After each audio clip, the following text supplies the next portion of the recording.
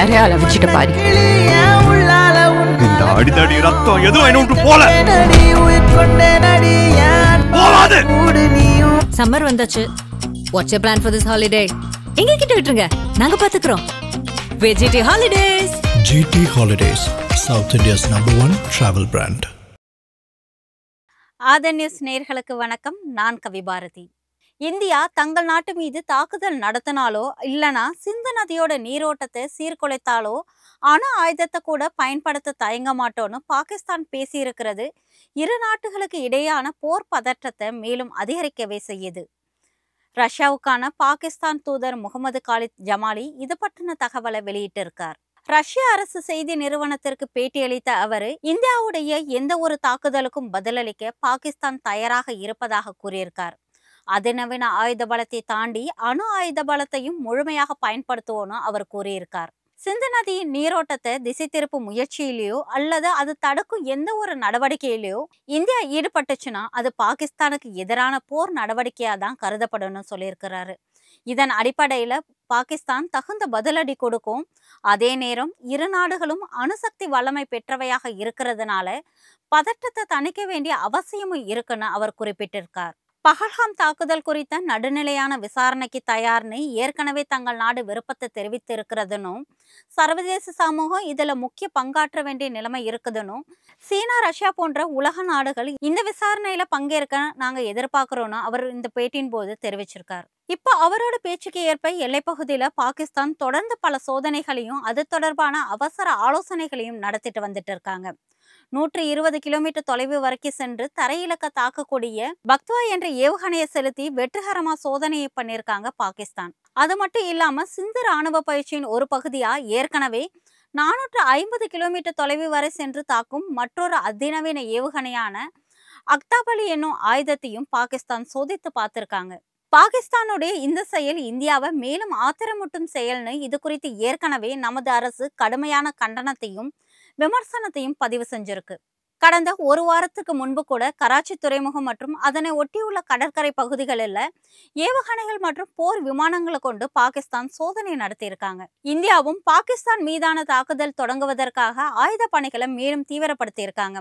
நாள்தோறும் இது தொடர்பான ஆலோசனை கூட்டமும் துறை சார்ந்த அதிகாரிகளுடைய சந்திப்பும் தொடர்ந்து நடந்த வண்ணம் தான் இருக்குது.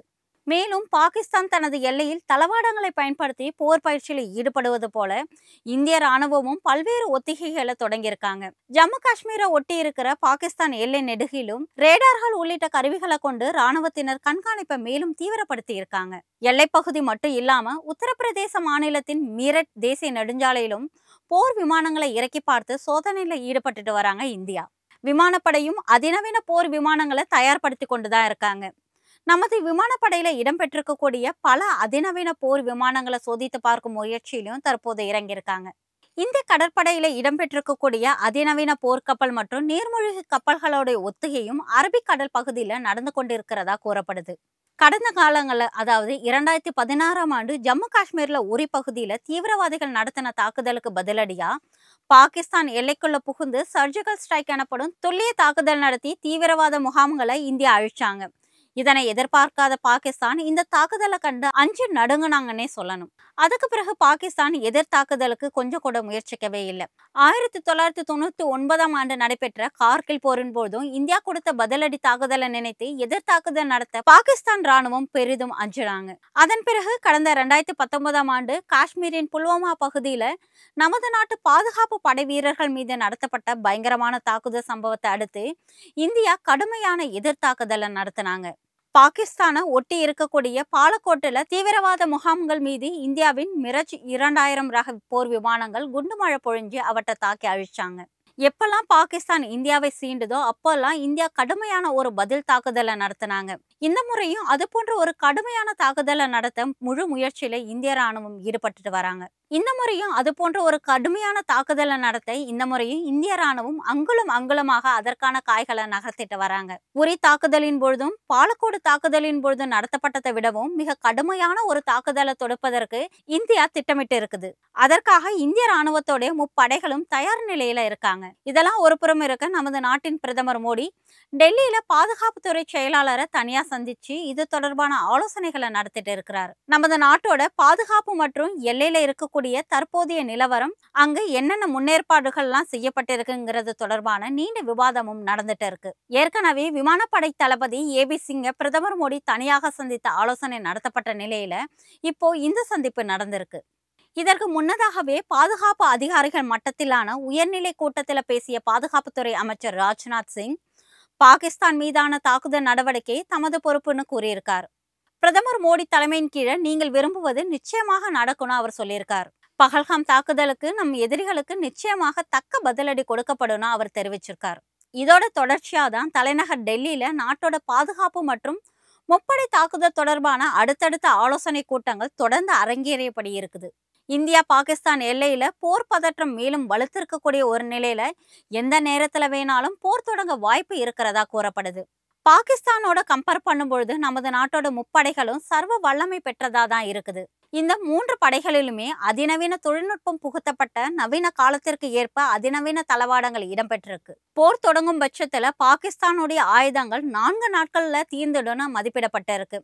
கடந்த 2ஆம் தேதி அந்த நாட்டில் நடைபெற்ற பாகிஸ்தான் ராணுவ கமாண்டர்கள் தொடர்பான மாநாட்டுல பீரங்கிகள் பயன்படுத்தப்படும் அனைத்து ரக குண்டுகளும் போதுமான அளவுக்கு கையிருப்புல இல்லைன்னு அந்த நாட்டு அதிகாரிகள் கவலையோடு தெரிவிச்சிருக்காங்க. பாகிஸ்தானுடைய வெடிமருந்து தொழிற்சாலைகள்ல உள்ள உற்பத்தி இயந்திரங்கள் மிகவும் பழமையானதா இருக்குது. அந்த நாடு தற்போது கடுமையான பொருளாதார நெருக்கடியில இருக்கிறதுனால வெடிமருந்து தொழிற்சாலைகளை நவீனப்படுத்துற அளவுக்கு போதுமான வசதிகள் இல்லை. அதனால போர் நடவடிக்கைகளுக்கு ஏற்ப அங்கு உடனடியாக வெடிமருந்து பொருட்களை அதிக அளவு தயாரிப்பது ரொம்பவே சிரமமான ஒரு விஷயம். இதன் காரணமாக தான் பாகிஸ்தான், துருக்கி, சீனா போன்ற மற்ற நாடுகளுடைய உதவியை எதிர்பார்த்து காத்துட்டு இருக்கிறாங்க. பாகிஸ்தான் ராணுவம் பெரும்பாலும் பீரங்கி படையை தான் நம்பி இருக்க வேண்டிய ஒரு நிலை ஏற்பட்டு இருக்கு. பாகிஸ்தான் தங்கள் வசம் அணு ஆயுதங்கள் அதிக அளவுல இருக்கிறதா கூறிட்டு இருக்காங்க. அப்படியே பாகிஸ்தான் வசம் அதிக அளவுல அணு ஆயுதங்கள் இருந்தாலும் அதை செலுத்தக்கூடிய அதிநவீன போர் விமானங்கள் போதிய அளவுல பாகிஸ்தான் கிட்ட இல்ல அப்படின்னு தான் கூறப்படுது. போருக்கு தேவையான தளவாடங்கள் போதுமான அளவுக்கு கையிருப்புல பாகிஸ்தான் கிட்ட இல்லாதது அந்த நாட்டு ராணுவத்துக்கு மிக கடுமையான ஒரு நெருக்கடியாக இருந்துட்டு வருது. இத்தகைய ஒரு சூழல்ல போர் ஏற்பட்டுச்சுன்னா அந்த நாடு சந்திக்க இருக்கக்கூடிய சவால் மிக பெரிய அளவுல இருக்கிறதா கருதப்படுது. பாகிஸ்தானுடைய போர் நடவடிக்கையெல்லாம் மிக உன்னிப்பாக கவனித்து கொண்டிருக்கக்கூடிய இந்தியா மிக சரியான நேரத்துல சரியான பதிலடி கொடுக்கணும் நமது நாட்டு பாதுகாப்பு வட்டாரங்கள் தெரிவித்த வண்ணம் இருக்காங்க. தற்போது அதற்கு ஏற்ற மாதிரி அனைத்து மாநிலங்களிலுமே போர் பாதுகாப்பு ஒத்திகை நடவடிக்கை மேற்கொள்ளுமாறு மத்திய அரசு மாநில அரசுகளுக்கு உத்தரவிட்டு இருக்காங்க. அதன் அடிப்படையில பஞ்சாப், குஜராத், ராஜஸ்தான் போன்ற எல்லையோரம் இருக்கக்கூடிய மாநிலங்கள்ல இந்த பயிற்சிகள் தொடர்ந்து நடைபெற்று கொண்டு வந்துட்டு இருக்கு. சைரன் ஒலிகளுக்கு ஏற்ப மறைவிடங்களுக்கு செல்வது, விளக்கு வெளிச்சத்தை பயன்படுத்துவது போன்ற செயல்முறைகள் எல்லாம் இங்க நடைபெற்றுட்டு வந்துட்டு இருக்கு. எல்லையோர மாநிலங்களை தவிர பிற மாநிலங்களுக்கும் ஒத்திகை நிகழ்ச்சிகளுக்கு ஏற்பாடு செய்யப்பட்டு இருக்காங்க. இதனால நிமிடத்துக்கு நிமிடம் இந்தியா பாகிஸ்தான் எல்லையில போர் பதற்றம் அதிகரித்து கொண்டே போகுது.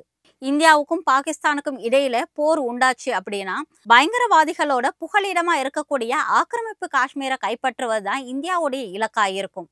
தொடர்ந்து போர் பதற்றம் அதிகரித்து இருக்கக்கூடிய இந்த காலகட்டத்துல இந்தியாவிற்கு ஆதரவா சில நாடுகளும் பாகிஸ்தானுக்கு ஆதரவா சில நாடுகளும் தங்களுடைய கருத்துக்களை தெரிவிச்சுட்டு வந்துட்டு இருக்கிறாங்க. இனி என்னெல்லாம் நடக்குங்கிறத பொறுத்திருந்து தான் பார்க்கணும்.